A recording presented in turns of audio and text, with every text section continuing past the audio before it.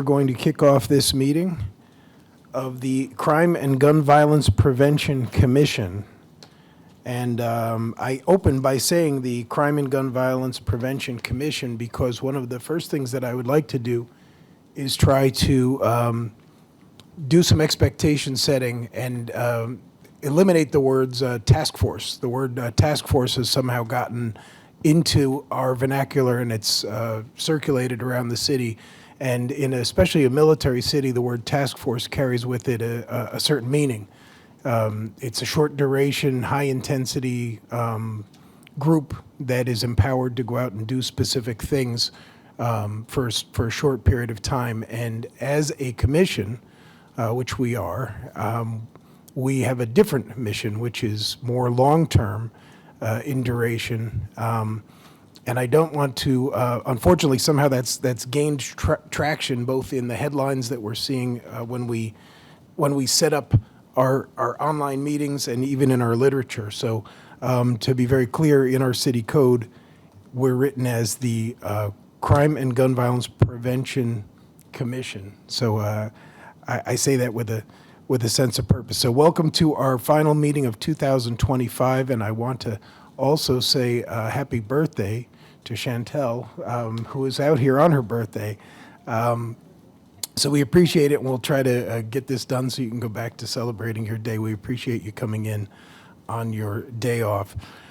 So I've discussed the task force name. I'd like to get into our roll call first, and we can just work our way down the line, starting to the far right. Gene Swenson. Darrell Redmond. Keith Rice. James Cullen. Jalen Drury. Leticia Sessom. Sarah Ray.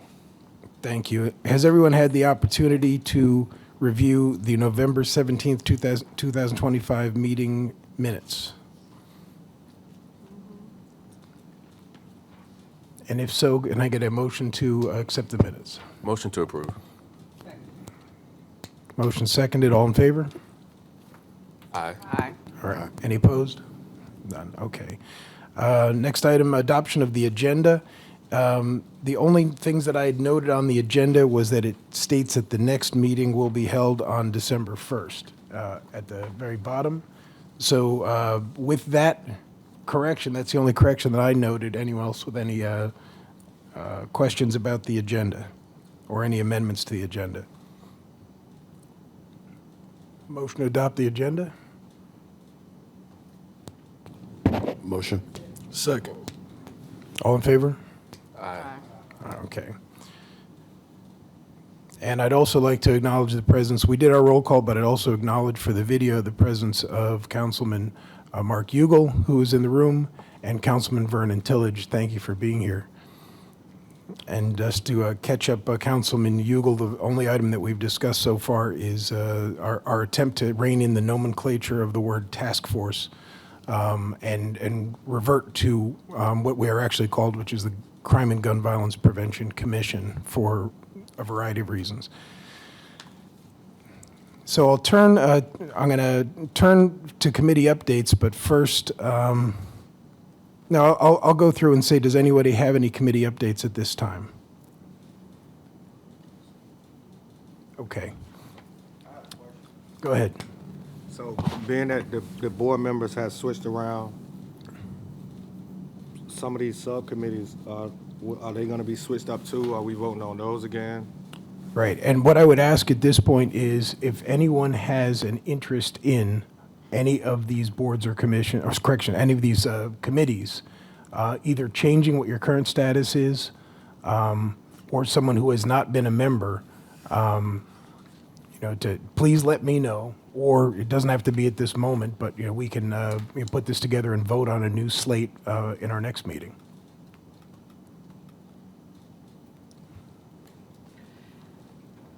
I would personally like that because if memory serves me, I may be the only standing member of the Data and Metrics Committee, but I'm not the chair, and I don't have an interest at this moment in being the chair. Right, okay. So this gives us, and I'll email around a list of who we currently have, or actually I'll ask Chantel if you've got that list, if you can send that around to the committee, to the commission. of who is currently slated in each, and then I will ask that people get back to us, let's say let's give it 2 weeks from today, and if you can get back to us with your interest in any of those committees, that'll give us a slate that we can vote on for our next meeting. Next item on the agenda is an update on email access. I know that the city manager at our last meeting was asking for a list of people who did not have access to the city email for FOIA compliance, and I asked Chantel for an update on that. No audio. You're not coming over on this, just so you know? There you go. Can I get that list again? We're going to have to send it to you. Just, you can send it to me? Yeah. Okay. And then I'll reach out to Cliff Hayes. He's who had helped me navigate it before, so we'll navigate it that way. And then I will be reaching out to ask about who has access in the app and who has access on the web, so we can make sure we cover all our bases, because those are the questions I'm getting from IT. Okay, thank you. Next item on the agenda, presentation and discussion on the status of the Violence Interruption Program or Violence Interruption Program overview.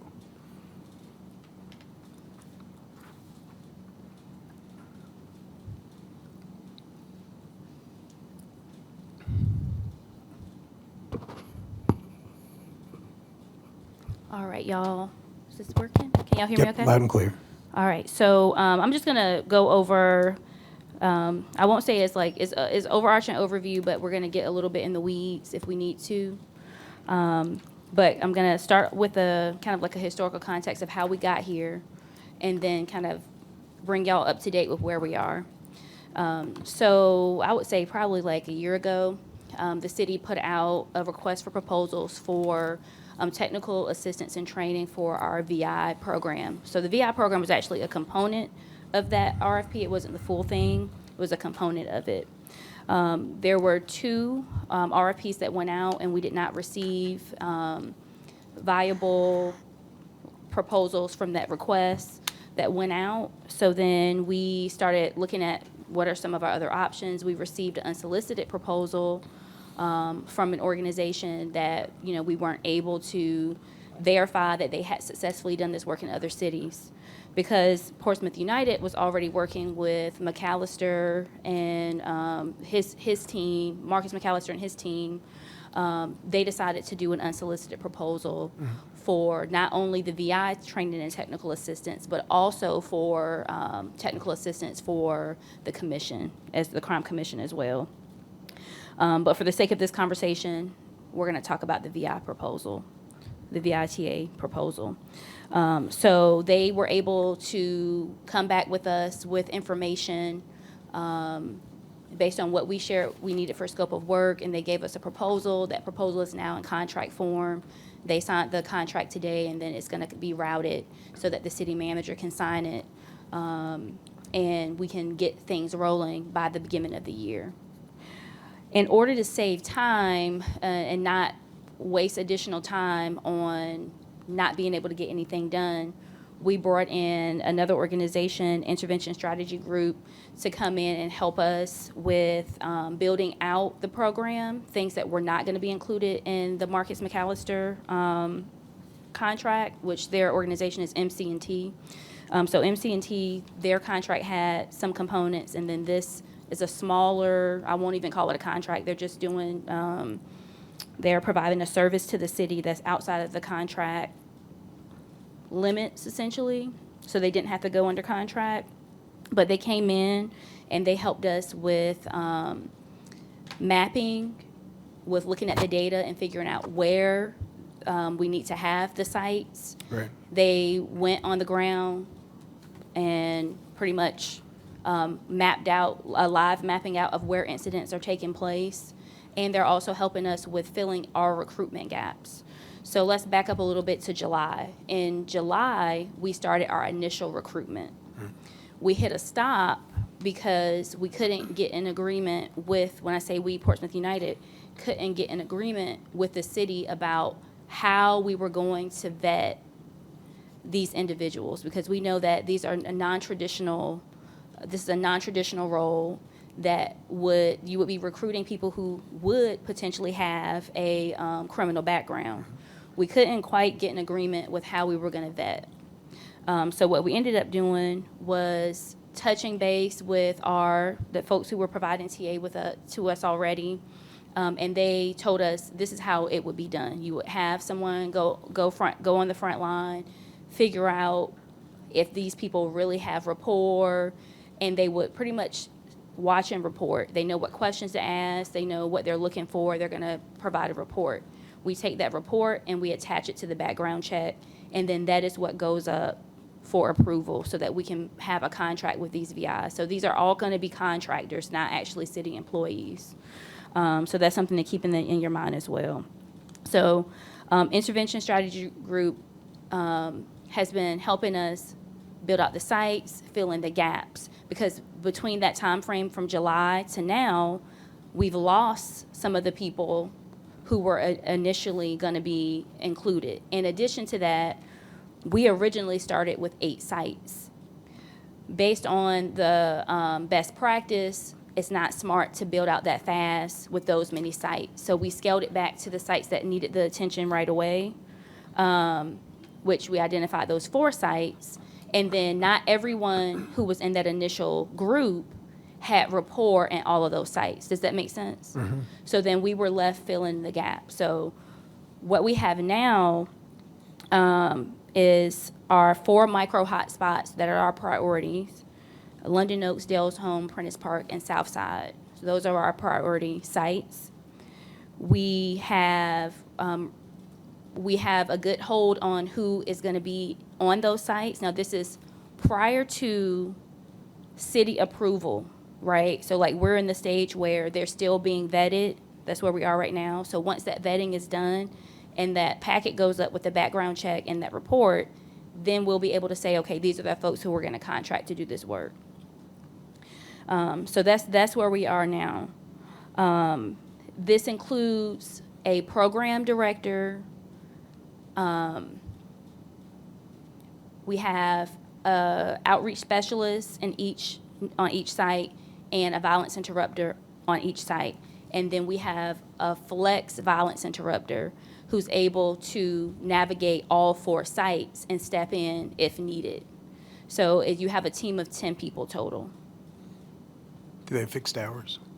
I'm sorry, could you say that? Are there fixed hours for the folks to be working? Yes, so they're going to have, I actually don't have that in front of me, but I believe it's like, so the outreach workers have a set schedule and the VIs have a set schedule. Outreach workers, I want to say they start at like, during the week at 12 and end at 8. I want to say Friday is like 5 to 10. And then the VIs, their hours happen primarily that Thursday through Sunday. So it's like that time frame when we know there's more activity, is when their hours are more active. We are looking at, and I'll say this very loosely, we're looking at about 40-hour week, but it's going to be very flexible because if an incident happens, Sure. and there's an incident that's about to happen and there's mediation and it's gonna look different depending on the week, depending on what's happening. Let's see here. When we looked at who would be in these roles, I'll talk you a little bit through the process. So we were looking specifically for individuals that had a history in these neighborhoods of having rapport, being the person that people go to for support, being the person that someone could, that could stop someone from shooting.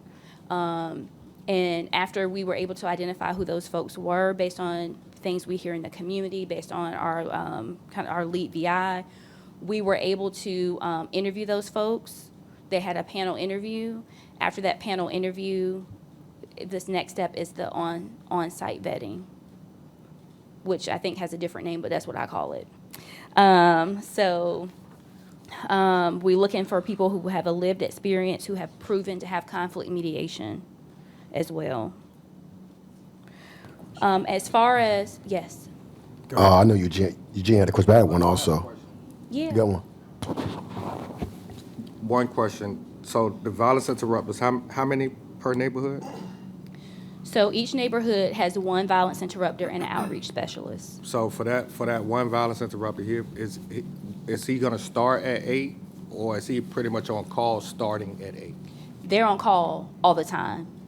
I'm So- on call all the time, they're on call all the time. So remember I was talking to you before about these people having a base in each neighborhood. Yes. Has any progress with that as far as getting these,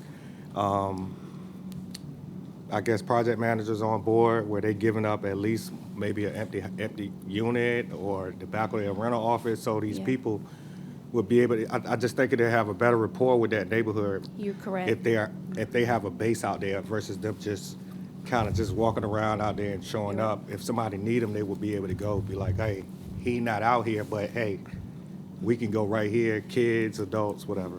So we're talking through, we haven't completely fleshed this out, but we're looking at, in London Oaks, is a particular spot where it's a lot of activity. We are thinking through, like, going to the manager and saying, hey, we want this apartment. We're gonna put stuff in that apartment, have it be like a spot where, and this is gonna help make it like a safe zone. Have it be a spot where, like, the youth can come in, have a mediation room, have an office. So we talked through that a little bit out London Oaks. We need to talk through that about these other areas as well. Now, the VIs are gonna have a hub. There's gonna be a central meeting space that'll be in Old Town. So we'll be able to get together for because each day we have a morning brief and then an evening debrief. So we're gonna have a hub in Old Town, and then we are gonna need to find satellite spaces in these other areas.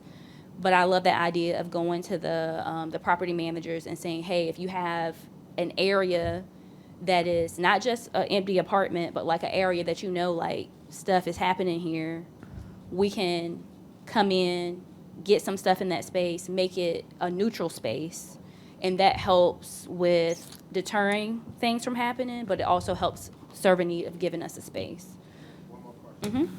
Just for the sake of the people that's watching, could you tell the difference between the violence interrupter and the outreach worker? Yeah. So your violence interrupter is going to be the person who is, when it's time to mediate a conflict, that is your point person. They're usually the person who knows what's about to happen before something about to happen, right? They are frontline on the ground. They're not doing as much documentation as, say, an outreach specialist. The outreach specialist is really the person, they're the connector. So when I think about my role, I am probably not going to have as much contact with the VIs as I am the outreach specialist. The outreach specialist is still in the community, still building rapport, but they are the bridge between the people and the resources. So they're the person who needs to build rapport with the people in DMV, the people at social services, so they can get people resources quickly. And they have a heavier documentation component to their role, because when it comes time for resources to go out, that's money, and we need to be able to document why. That's one. And then two, we need to be able to document the work that's happening and how we're supporting people, how we're taking an individual from high risk to low risk.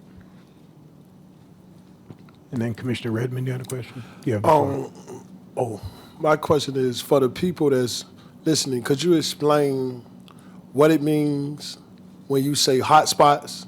And what do you mean by when you're saying you have people in those places, and why it's important to have the people in those places specifically? So I'm glad you asked that question, because I want to clarify. So I'll give you an example, Prentice Park, right? Our program site is not the entire Prentice Park. It's mapped out. Like we looked at the data, followed the data, and said, okay, this is where the activity is happening, drove around, mapped it out, right? And then that is the site that we're responsible for. But as far as why is it important to have people who have rapport, who have resources, who are connected to the resources in a hotspot, is because I'll just give it to you from maybe more of a community lens. If an incident is about to take place, you want somebody who is a voice in that neighborhood to be able to stop an incident before it happens. The police can't go arrest someone because they are talking about doing X, Y, Z, or thinking about it. But someone who's in that community, who has rapport, who is able to talk to both sides, is able to at least buy us time, right? When I say buy us time, I mean the community. You're able to at least buy time, and that's gonna diffuse situations. What I will say is, this is the core, or it should be the core of what Portsmouth United is doing. Because at the end of the day, I know when I look back at the numbers, I know the numbers would be lower if we had our front line on the ground. Because they're able to get ahead of things. I mean, it could be, when you think about the role of a VI and the role of an outreach worker, you have your VI that is mediating. On their paperwork, it might say participant A, participant B, but participant A may really need to leave town. That outreach specialist is able to connect them to resources to get them out of town. Now, that's one homicide that ain't happened. Sometimes moving one person out is enough to calm down a whole site. It just really depends. So it's important because you need people with rapport there. Not to mention the opportunity provision piece, because when you're connecting people to resources, you're connecting them to opportunities sometimes too. And people having those opportunities is gonna help calm down things a lot. I mean, it's been situations recently where it's like stuff is getting hot and you just say to somebody, hey, what do you wanna do? What do you wanna do? And we're like, oh, you wanna do that? Okay, don't even worry about it. We're gonna make sure you have the opportunity to do that. And that's gonna keep them from going to do something else. They're not gonna put that at risk because they have an opportunity. So if you don't have those people there who are credible, it'll never get to us. It'll never make it to us. It'll just be a homicide, or it'll just be a shooting. So, By us, you mean to the police department or to? I mean, when I say us, I mean the community. Right, okay. One more thing. Go ahead. I want you specifically, I know, some of us know, but for the people who isn't, my question was that, but also pertaining to, like, speak to the point of saying, it was 8, we went down to 4, explaining that the capacity that you have, why is it just those neighborhoods? Because sometimes when a cause is coming, they'll say, oh, the violence interrupter wasn't out High Street, Old Town at 2 o'clock in the morning because this happens. Specify to the people who's listening and for those there to know that these people work inside these areas don't mind responding, but why it's important to be in those target areas and why the focus is there, and to the point of why isn't it a capacity to service the whole city? So I'll say we followed the numbers. We didn't follow what we thought. We didn't follow what we guessed. We literally followed the numbers. So with that being said, I mean, that is what it is. I mean, the other part of that is 8 sites, because originally we had 8 sites. I think you can grow this to have additional sites, and I already have like thought process about secondary sites. I think we even mapped out some secondary sites, but you have to scale this. You can't just jump in and say, we're gonna have 8 sites. No, you have to get a rhythm. You have to recruit the right people. You got to make sure stuff is flowing correctly. You got to make sure reporting is right. And then if you need to expand, go ahead and expand. So that's one part. As far as capacity, you're talking about resources we don't have. I think when people hear, oh, the city got 2.9 million, they think, oh, that's a big number. This is a $600,000, almost $700,000 undertaking, on top of the 1.45 that goes out for mini grants. So if we were to expand sites, we would be cutting into mini grants, which actually I personally don't mind saying. I don't really mind. But that's not how the budget is built this year. Budget is already, that's gone. You know what I'm saying? That's a conversation that's out the door. But when you look at scale and you look at resources, what we're spending to prevent homicides is less than the cost of what it costs if a homicide were to happen. You're looking at $800,000 to like, go ahead. I was about to ask you that. How much does it cost the city for each homicide? Yeah, so 800,000 to 1.4, 1.8, it depends, but in that ballpark. So it's like right at $1 million or more when you look at all the resources deployed after a homicide. And this is about 686,000 to implement this for 4 sites. And I'm gonna be honest with you, this is us. There are certain sites that I think need more people. Okay. Yeah. But we're working within the budget that we have.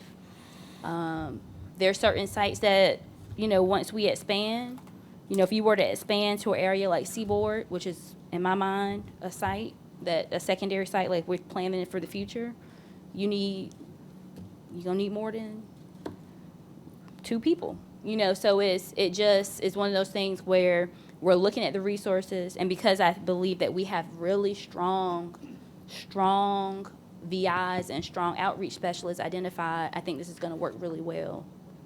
My ask is, that the city is able to move this along quickly so we don't lose that set of people while we're at this point. Losing that traction in July when we were still trying to figure stuff out is different from losing it now when we have sites, we have people identified, we have, good support coming in from our technical assistants from both sides, from the intervention strategy group side and the MC&T side, right? So we need to get this stuff moving along so that we're not here again 6 months from now and I'm saying the same thing. Listen, so how can we help you with that? Because that's what I want. I do truly believe that any one of these violence interrupters needs somebody out there with them. Like, you know that. So what can we do as a body to help make that understood to whoever need to hear it? Like even the police won't go, like even if you hire the police as security, they won't come. You have to hire 2. One of them won't just come. That's the deputy. So what's your recommendation? I just want to make sure I'm clear. Is your recommendation that there needs to be 2 VIs on It each site? does. I do believe it should be. I think I'm for that, and we was working based on the budget, and even Yeah. with the people here, technically inside of the work, they was gonna try to work with the outreach worker being there, but technically, you can't go on a site by yourself. And the VI, when they was trying to do the overview, having the conversation, it was gonna try to have the outreach worker come with them, but it does need to be staffed with at least 2, but the budget didn't suffice for it. When we If so, they originally, would've had to cut to only 1 site. yeah, when we originally built out the plan, we had a dual role. It was still 2 people on each site, but they were serving as the VI and the outreach. And I just think that's sticky. And I'm gonna be very frank with why I believe that's sticky, is the reporting part. Because I can't count on everybody to be strong at reporting. And that's gonna require a lot of reporting. To have everybody in a dual role. I think it is good to draw those lines on who's doing what too, because it's good for structure. As far as the budget and figuring out if you can have 2 VIs on each site, really what makes me think about it is Prentice Park. Which when we drove around Prentice Park and we mapped everything out, I'm like, we need more, we need more people. So that's something we can take back and look into adding an additional VI. So that's 4 more. So that takes us from a team of 10 to a team of 14. Any other questions, is comments, this- concerns? Is this something that would benefit from an off-site meeting involving those from this commission that have these specific concerns and yourself? Would this be of value to you to really be able to sit and hash this out? I think so. I mean, it's we're rolling now. Right. So I really just, if you have any concerns, suggestions, if you want to think about it, give me a call. Right. I think that's probably the best way to manage it. Mind you, I'll just be very forthcoming. I talk to Eugene and Daryl all the time, picking Okay. their brains on Right. this type of stuff. This is probably the first time Eugene has heard about the sites and stuff being mapped out, but Right. this isn't the first time Eugene has said that's not enough people. Sure. So It's just my for the sake recommend- of this conversation, he's saying it. Okay, so my recommendation for Commissioner Swinson and Commissioner Redmond would be to have those meetings, like with haste in the next, depending on your holiday schedule, but in the next, several days, just to follow up with those concerns and make sure that the plan that's moving forward is something that you're all tracking on and also in alignment with, because we want to make sure that this is the right configuration out of the box to get started. Yep. Commissioner Any other Drury had a question? questions? Yeah, thank you, Mr. Chairman. I wanted to go back to something that you said maybe 2 or 3 commission meetings ago when we talked about once the contract was signed, the delineation between the work that's going to be done in the community, but also the work that's going to be done with the commission. What does that look like at this point, and what is the timeline on that? So you're talking about the timeline for TA for the commission? Yes. Yes. So once everything's signed for this VI contract, then I'm gonna push up everything for the commission. So, and I'll let you know why we did it that way. It was such a big undertaking to do that, that overarching agreement. It just didn't look like I could follow it. It wasn't easy to follow, if that makes any sense. So we had a meeting with Dr. Chico, Marcus, and I want to say Chief Jenkins and the city manager was on the call as well. And we decided the priority, because I was very big on pushing that the priority is this VI program getting off the ground. I need this to work, and I need it to work well before our clock stops ticking on the funding that's coming from the state. So we have another round of funding from the state.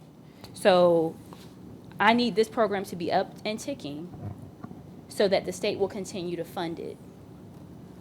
Or we get another type funding from another source, but I need to be able to demonstrate that. So we can't do that if the program is just not moving.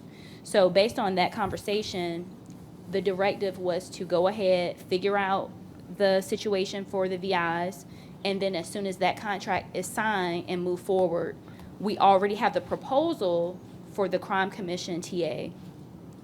Then we move forward with the contract for that. It was kind of like making sure we were prioritizing, essentially. So originally, December was the start date for the TA for the VI. That's been pushed to January. So we're looking at that still kind of like January, February timeframe for the commission. Because it'll be quick, because the proposal's done. We've agreed on the scope of work. That makes sense. Thank you for that. Vice Chair Rice. Yeah, so I know you did make mention that these roles will be contracted out. They're not city employees. Correct. Is that going to be long-term, or is there somewhere down the future that there may be some roles that will become employed by the city? So I can't, truly, I can't speak to that. I can tell you what I would like. What I would like is to see these positions be fully funded with benefits. Because there is something to be said about people who are doing frontline work that are not getting any benefits, no health Right. benefits, there's no, like they're getting paid, but there's value attached to a position having all the benefits that come with being a city employee. What the tough part to work around is the background. That's a huge barrier. It's like, how do we, because every person we background checked has had something on their background, which is why we kind of reverted to, okay, let's bring them in as contractors. I'll let you know, in CVI, that's not a best practice. In CVI, the best practice is to have them be full employees with benefits. So if I could tell you what I would like, that's what I would like.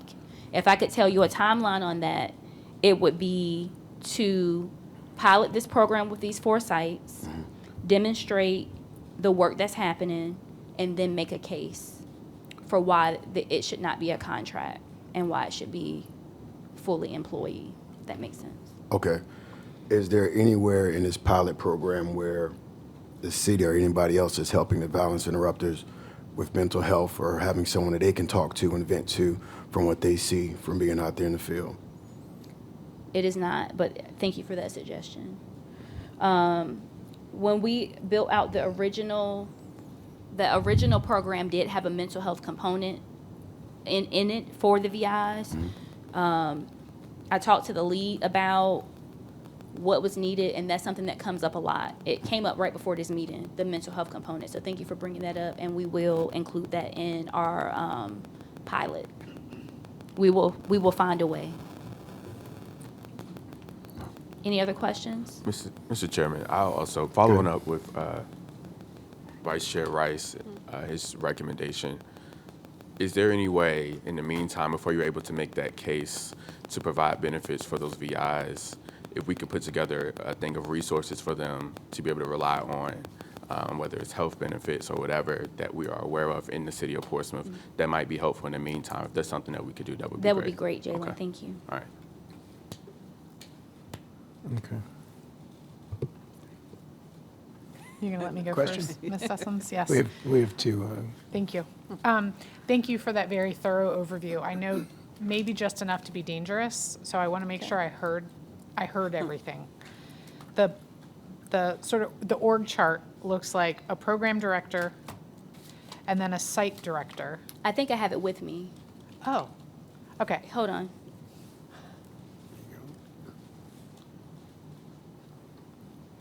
I appreciate that. Thank you. Yeah, I don't. I have an email. That's fine. That'd be great. But so I'm the director of operations. So the Right. program has oversight from me. Then there's a program director. So this program director is really the site lead. This is the person who is if something happens on the sites, everything is funneled through that site lead. But I think we named it program director or something like that. It has a different title. Okay. So all the sites report up to that person, and then I'm above that. So if something gets heightened, it'll come to me. I won't be at all the huddles and all the, but Sure. this person this is their team. The program director oversees everybody, and then each site will have, based on more discussion, it sounds like, at least a VI and an outreach person. Yes, that is And- correct. And then the VI has lived experience usually, and that's, And the outreach specialist too. okay, so the outreach specialist would be under the same potential barriers to traditional employment, which is what makes them great at this job. Yes. Because they potentially have a criminal history that could exclude them in some ways. Or show up on a background check is basically what I'm asking. So yeah, so we're talking about some of the barriers that have happened with the city, kind of making them employees. Yes. Okay. Yep. And the outreach workers also have a case management component where there's Yes. the documentation plus the, okay. Yeah, that part I they have a understand. case management component because they will get training in light case management. Okay. Because they will have to be able to do assessments and then keep up with those assessments. So you may start off with an individual that's high risk. Our goal is to get them from high risk Right. to no risk, right? So they have to be able to track that. They can't just be, okay, this person was high risk and now they're we need to know what happened, what got there, how did we get there? Yep. Thank you for that. And Yeah. then my only other question from an org perspective is there's a floater VI in there. So each site, which are London Oaks, Prentice Park, Dale, and Southside. thank you. I knew I missed somebody. The floater would be able to just sort of go around to be of assistance in particular hotspots and/or cover when someone's out. I know people don't get leave, but they still have to take time off. So that Yeah. person would just be, Yeah. Or if there is, let's say there's a homicide in a neighborhood in one of our sites, that person may be that extra person that's floating in that neighborhood, even though someone might not be out. They just might need that extra support. that makes sense. And then finally, these are positions that are in place, but no hiring has been done for. No contracting has been done. Thank you for that Yes. language coaching on that. Okay, those were my only questions. I really appreciate it. Thank you. No worries. Any other questions, thoughts, Yes, I comments? think my question may be possibly answered, but because of the budget and the distinct duties and responsibilities of the outreach worker and the VI, we have that floater.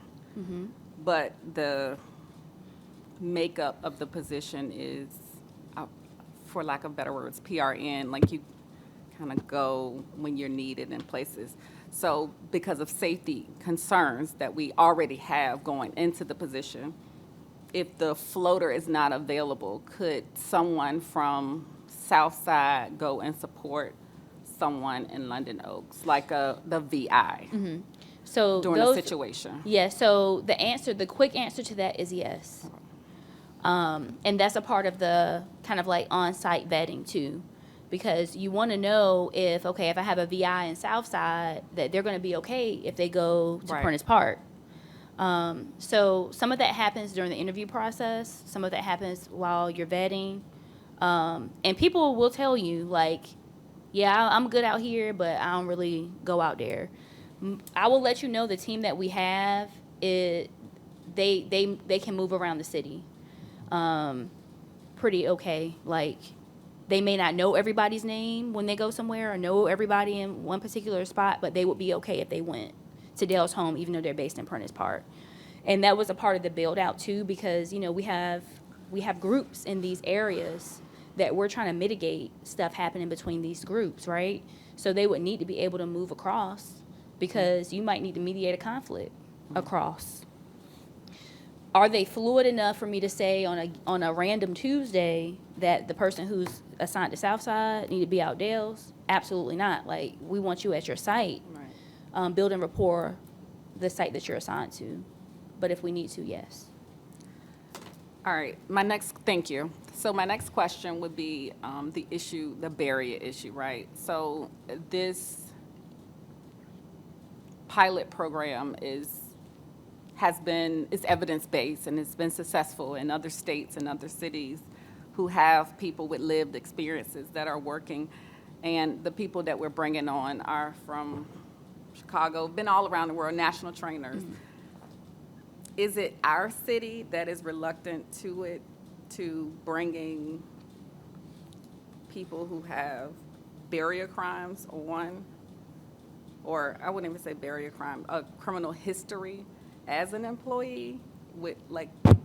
I would hate to say that.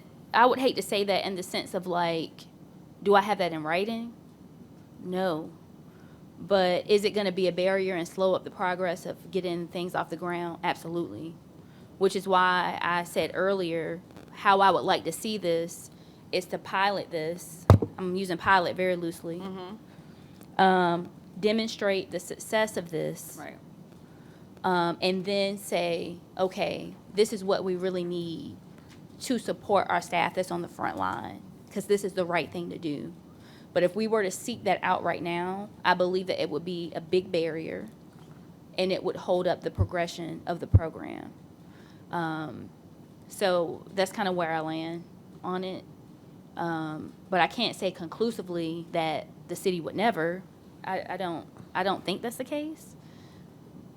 Do I feel like we would have to navigate and it would take us a long time to figure it out? Yes. All right, so I don't know what the salaries are for these individuals, but with the budget being, I think you said 686, Yeah. did we consider incorporating a amount that they would be able to live and afford insurance? So I can let you know, outreach workers are right around, just a little bit over 56, and VIs are right at 51.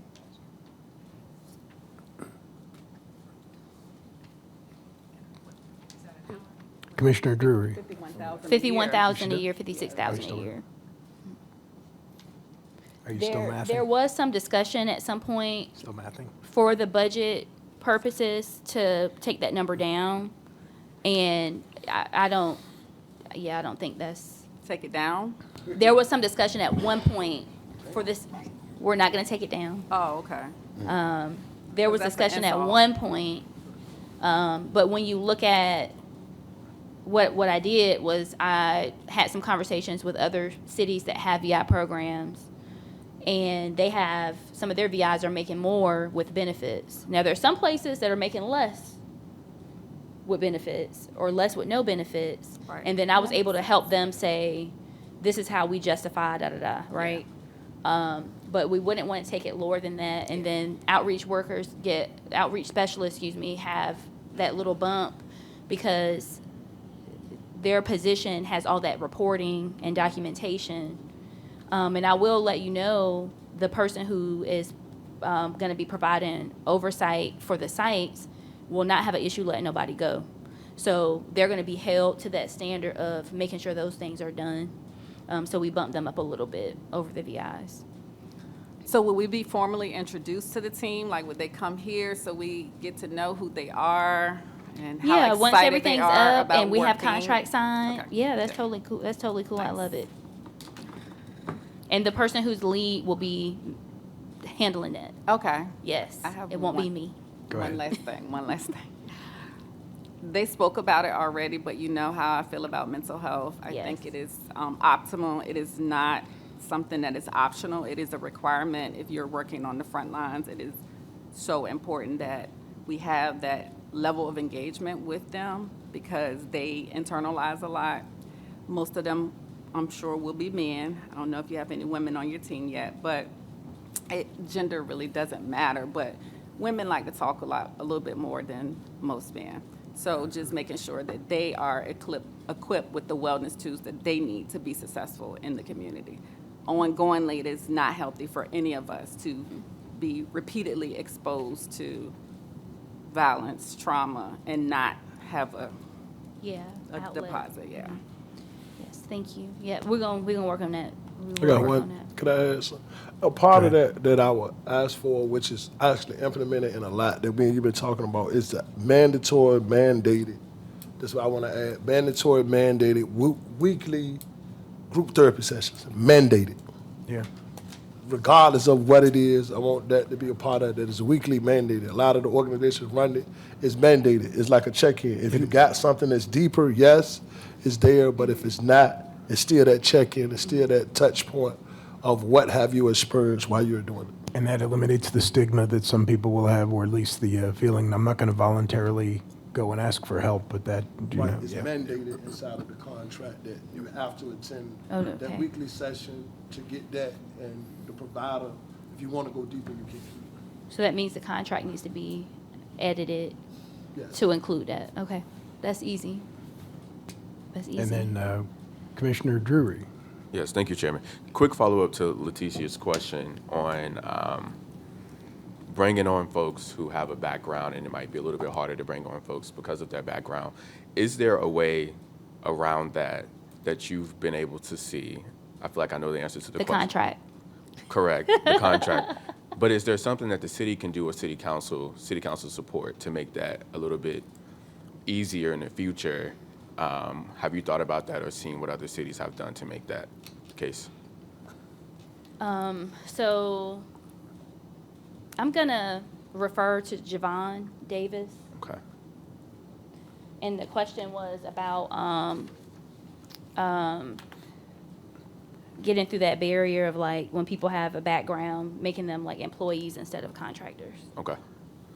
Yeah, so I seen it like time after time. Lift that up a little bit so the. Can you hear me now? Yes. Thank you. So I seen it. They made exceptions for, especially. So I'm Javon Davis from Washington D.C.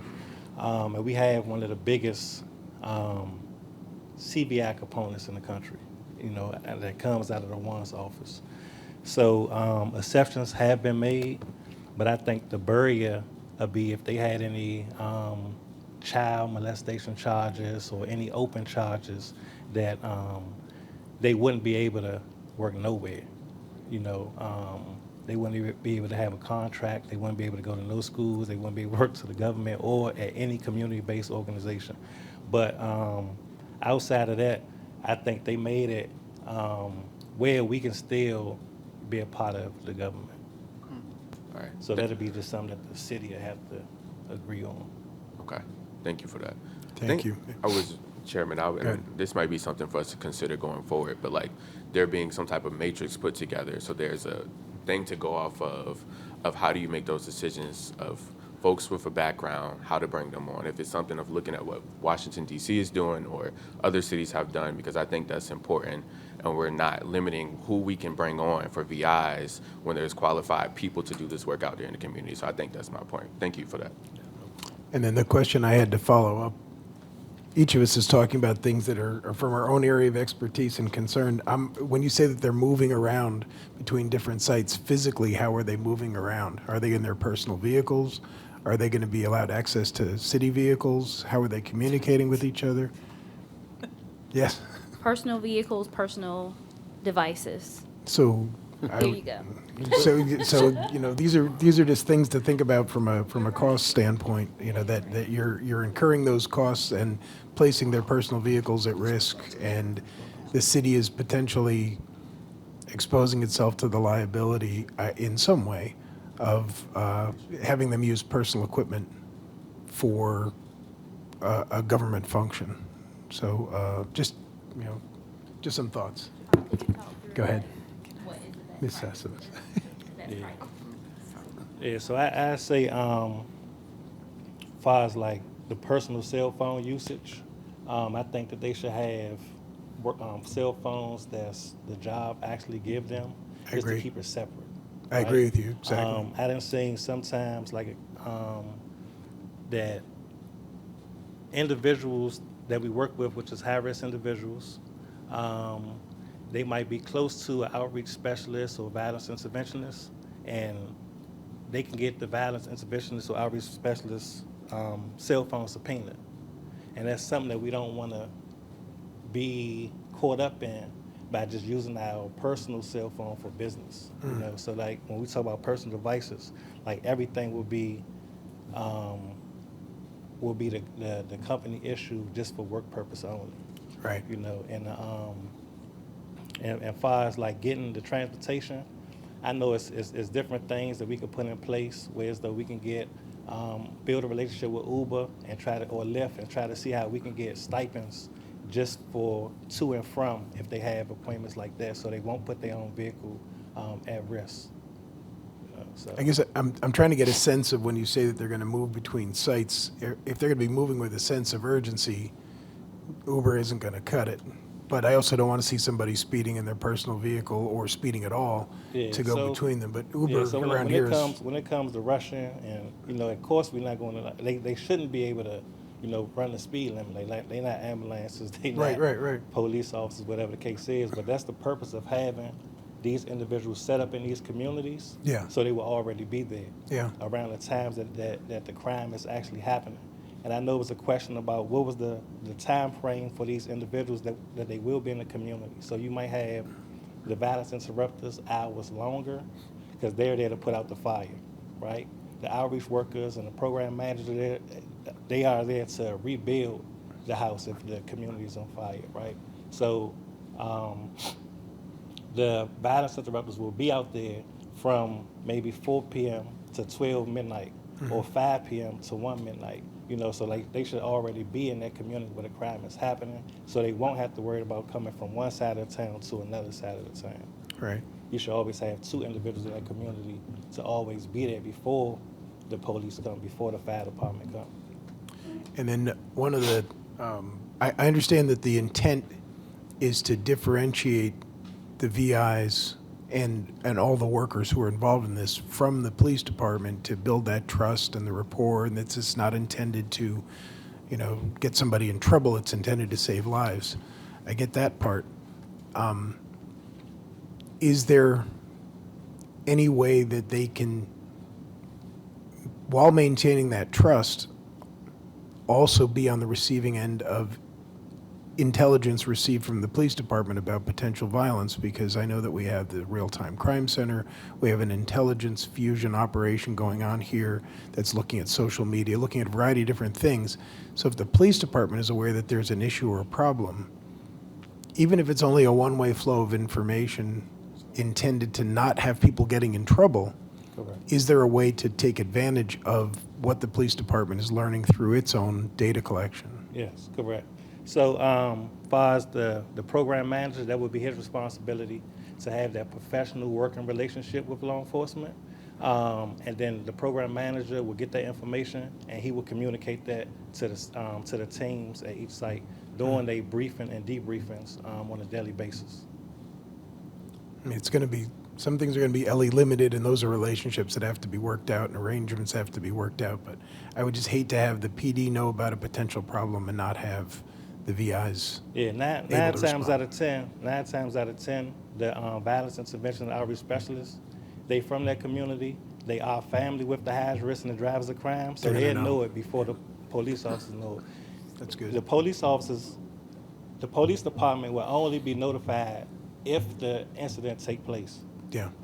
Before it happened, they won't never know because they not in the trenches, in these communities with the people that's driving the violence. They don't have the relationships like the people that we hired to get this information. You know, so for an example, if you have the right relationship, you're in the right place, and you're dealing with the right people, when you pull up to that scene, you don't even have to ask questions. They're going to tell you who shot somebody, who that is on the ground, whatever the case is, and then 2 days later or a day later, the police department will come out with the individual name. You know, so but that's because that they're from that community and they have that lived experience in those relationships. So they wouldn't know before the police department. The only way they won't know if they're not in that community. Like if they're not where they're supposed to be, they won't know. And that's my concern. You said you're coming from DC. You're from So one of the issues that we have here is we have multiple different police departments. We have multiple different data collection operations happening. And sometimes, even though you look out the window, those lights you see are another city, it may as well, in some cases, it might be another continent as far as information sharing. Sometimes it's really good, but sometimes information doesn't flow across the city boundaries as well. And when you've got beefs between different cities or different groups from different cities, that's one time that where I'm thinking that the other police department might have information, or, and this brings me to the next question, is in a future build out of this, are we going to have communication across the rivers and across the city lines with these same programs in other cities to try to stop the problems before they cross city lines, either from Portsmouth into wherever or from wherever into Portsmouth? Yeah, I think that's the goal. You know, like even in DC, Maryland, and Virginia, it's literally I can be right here in DC, and once I cross right here, I'm in Maryland. Sure. Like across the street.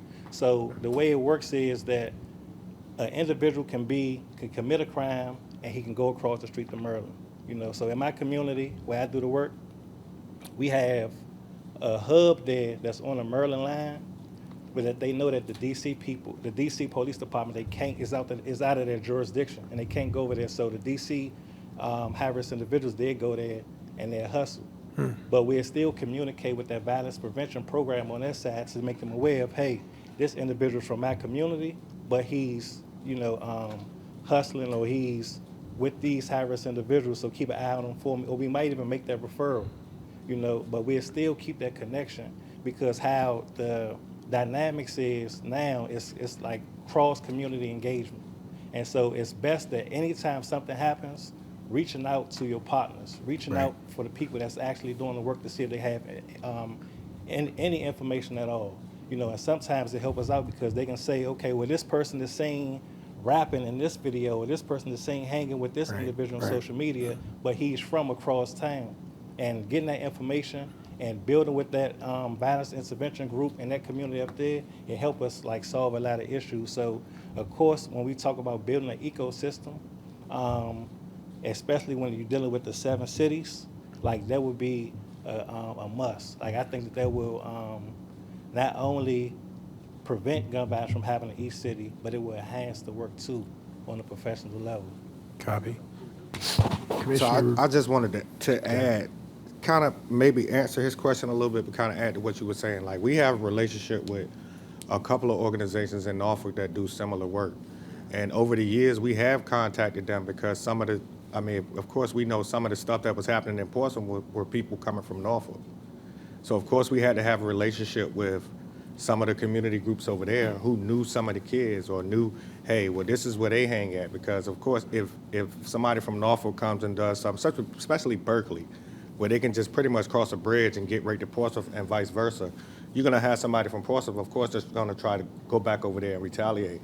So sometimes sharing information with other like-minded organizations in different cities, and we all talk to, he has a relationship with people in Hampton. I know I talk to people in Norfolk. I know Chantel, y'all know people in Norfolk. So, and even going back to the police sharing information, some of that stuff is kind of organic. It's really not on paper that says, hey, we sit down with the police chief and we had these conversations. Some of them are kind of organic. Portsmouth is small. So even me, like if something happened out Southside the other day, right? I know exactly what happened, I know why it happened, and I know who did it. I did not have to go to Southside to find that out. Right. Portsmouth is small. Everybody knows everybody. All the information flows, you just have to be on that channel. It's like having a walkie-talkie.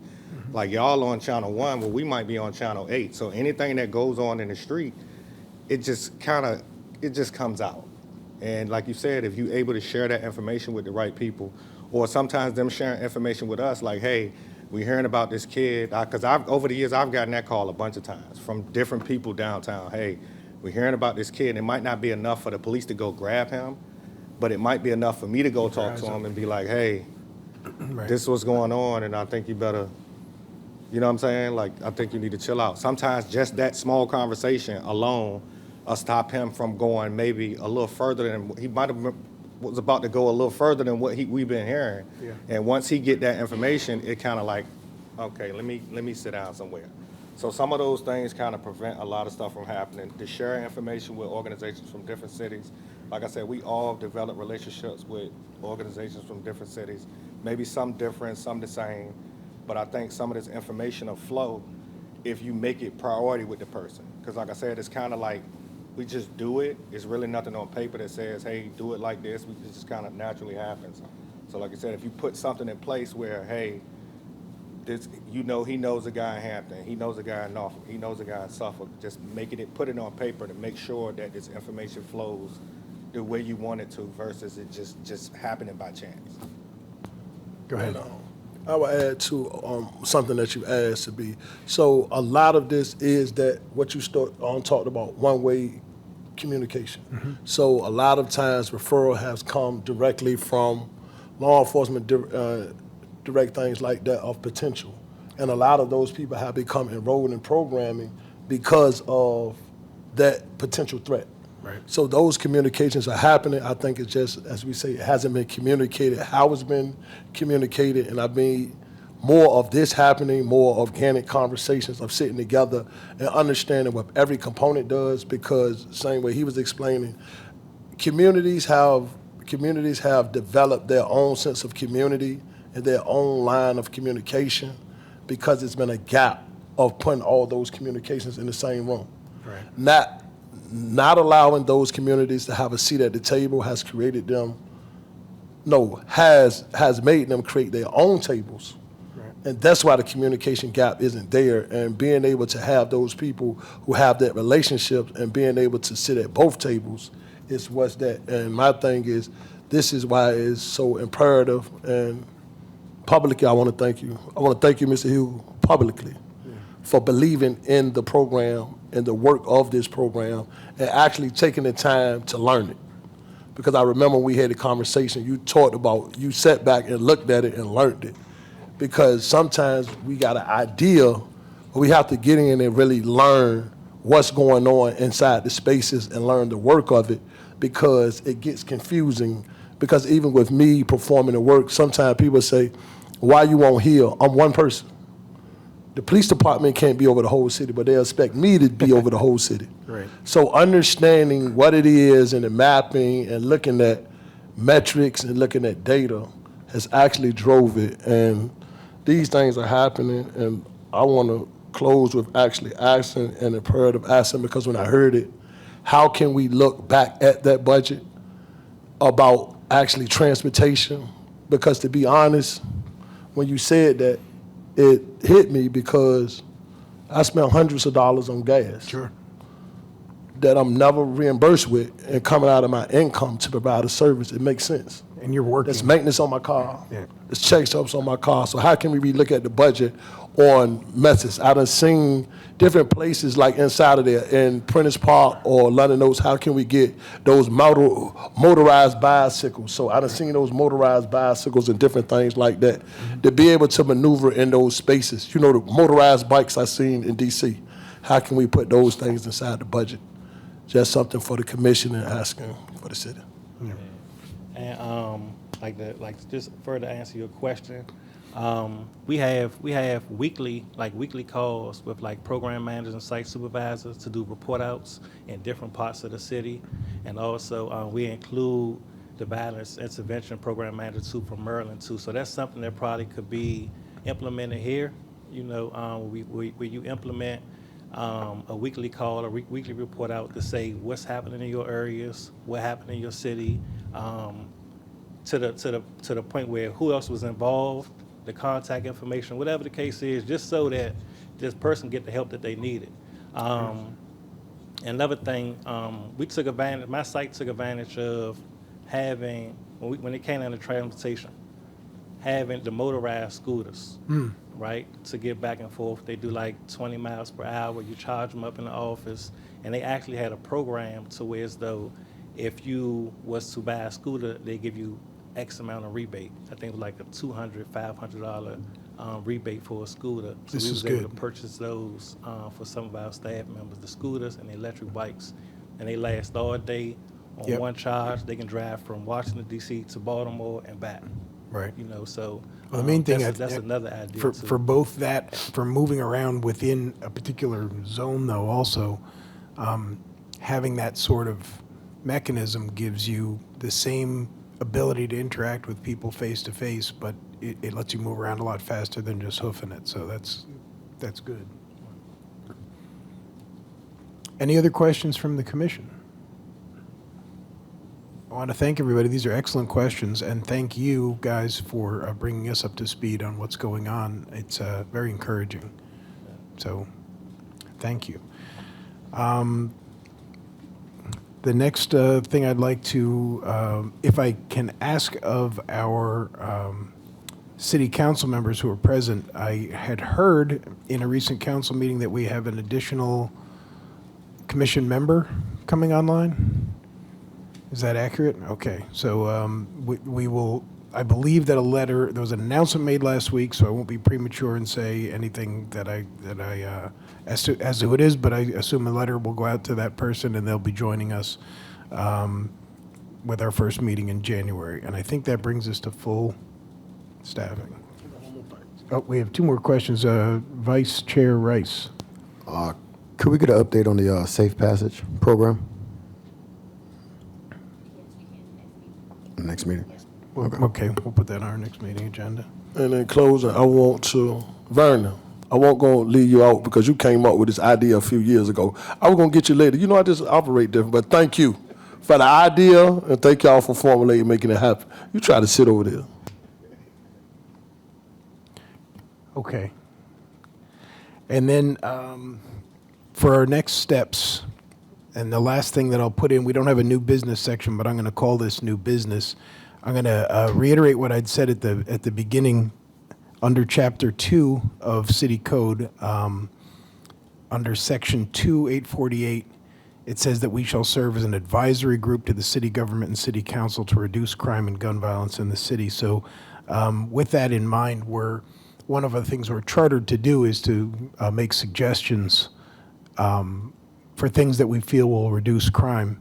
Both the Harvard Bloomberg study and page 22 of the city's own crime prevention violence reduction plan, they both call for highly visible law enforcement presence as a deterrent for motivating individuals to not commit crime.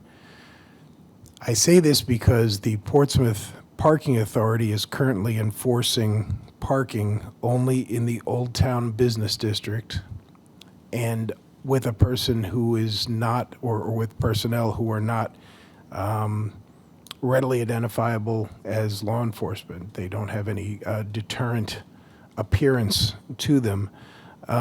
There's been discussion about why they're not operating in the, there's more than one parking district. There's the South Side Parking District, which happens to be one of the areas where we have a high level of violent crime, or higher than, than in other sections of the city. So I have thought about this as the chair of the Parking Authority Advisory Board, and I've looked at what other cities are doing with their parking enforcement personnel, and I look first and foremost to the city of New York, which has parking enforcement personnel who are wearing essentially the same uniform as the city police department, but are limited in what they are allowed to do, but they serve a very strong deterrent effect. They wear a French blue shirt versus a dark blue shirt, and they are out there directing traffic and processing abandoned cars and writing tickets and things like that. But they're also on the radio and able to call the police department, and they serve that visual deterrent. So my recommendation, and I would ask for a motion on this after I finish describing it, is that we make a recommendation to the city government, and it says in our charter that we are to be advising the city government and the city council, so we'll advise them both, or my recommendation is that we make a recommendation to them both, that the parking enforcement functions that are currently being carried out by the parking authority be shifted with the personnel and the budget over to the city police department, and that the personnel who are engaged in parking enforcement henceforth be under police security, which are the light blue shirt folks that you will see who are special conservators of the peace under Virginia law, who you will see working at city events, working security at city buildings, sometimes patrolling parking garages and things of that effect, and you'll see them out processing abandoned vehicles and doing things of that nature, which I feel brings them under a organization that can ensure their training, that can assure their appearance, who can ensure that they are part of the overall situational awareness that the police department needs to have about issues and problems, but most importantly puts a strong visual deterrent of the presence of a uniformed law enforcement officer, albeit wearing a different colored shirt, out there on the streets in the South Side community, and potentially aligns with our plans to expand into the Link District, meaning the parking authority's plans to be prepared for activities in the Link District or anywhere else in the city that there are those sorts of problems. So with that in mind, I would ask that one of my fellow commissioners make a proposal or a motion for movement of the parking authority's law enforcement, parking enforcement functions from the parking enforcement, or the city engineer's office, over to the city police department. And I'll entertain a motion if anyone has one. Can I comment? Please. So I'm kind of trying to understand what you're asking. Are you saying the parking authority people should be put into the hot spots to like tow people cars, or like illegal cars or something like that? I'm saying that parking enforcement, there is a parking enforcement zone that includes all of Southside. Right. And right now, they're simply not doing it.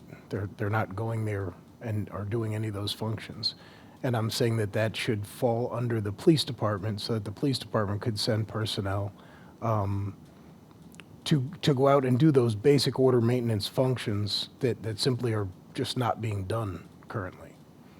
I'm saying like to ticket cars or to tow cars? If that's if it's a parking issue, if it's an abandoned vehicle issue, processing abandoned vehicles, doing the lower level things that are being done elsewhere, but they're simply not being done in that other designated parking enforcement district. So for me, if I understand correctly, Yep. for me, I would have to see it because what I do know is, in the past, PRHA had contracted tow companies to do a similar job. But what I saw was happening was a lot of people was just getting caught up into, like, you might have someone live out there, that's their car. They might then have the money to get their inspection sticker or their tags right. And these people, cars was getting towed to the point where they kind of felt like this company was kind of preying on them, if that makes sense.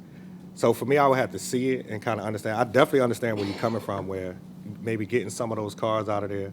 Like, I feel like you might catch a couple, but a majority of the cars that were being taken from residents or visitors of the residents, people that really wasn't out there with no ill will intended. Right. So, like I said, I'll have to see it because this city wouldn't be responsible for. The city doesn't have tow trucks, from my understanding. They're going to contract this out to somebody. Yeah. And you can't control that tow company, their motivations to get money. Once you get them a free reign into a neighborhood, they pretty much come out there and just pick cars up, Right. like, and don't care what it is. Like, I've seen people get their car taken because the permit they had it fell down or wasn't shown enough, or the tow man said, I didn't see it, but they still have to pay $200 to get their car back. So, I would have to see it. Right. I definitely understand where you're coming from, but I just Yeah. would have to see Yeah, how it would be executed. They wouldn't be in the business of perhaps abandoned vehicles, but it's really about putting uniformed law enforcement out there where right now that simply isn't happening. It's something the police department could be doing, meaning regular dark blue shirt police officers Right. could be doing, but it's just simply such a low priority that it's just simply not being done. So I'm trying to come up with creative ways to put more uniforms, regardless of the color of the shirt, out in neighborhoods, because the presence of that uniform and that person with the radio to be able to call and say, hey, there's a problem brewing, or there's an Right. issue, that sort of thing, can be enough sometimes just simply to deter that problem from happening this minute, this hour, and pushing it off a little in the past. Yes, Commissioner Redmond. With me, I love the idea. My thing is, could we shelf it to have a conversation with Jenkins to find out? Because I know there's been a shortage of police officers. Right. So finding out, is there a different process they have to go through that's not the same as the academy, because you say they'll be different. This is very Could that short. streamline more presence of having that conversation Yep. and then revisit Yep. upon And- that? Because I like the idea, but I know there's been hard with Yep, hiring. I can answer part of it, which is that they're called special conservators of the peace. If you know the people I'm talking about, they're the light blue shirts that you see working and stuff like that, S-cops. And so they go through a much shorter training period. They're paid much less, but they are a different tier of law enforcement officer, if you will. It's usually retired people or people who are looking to get into law enforcement. And many people have gone from that to become, full-blown city police officers. They're restricted.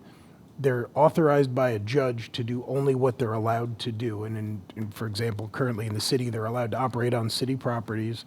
They're allowed to provide security at different functions. They're allowed to provide parking enforcement, things from that nature. Separate from that, the city engineer's office and the parking authority have created their own parking enforcement personnel, which are much less uniformed in the sense they just wear a yellow vest and they walk around writing parking tickets.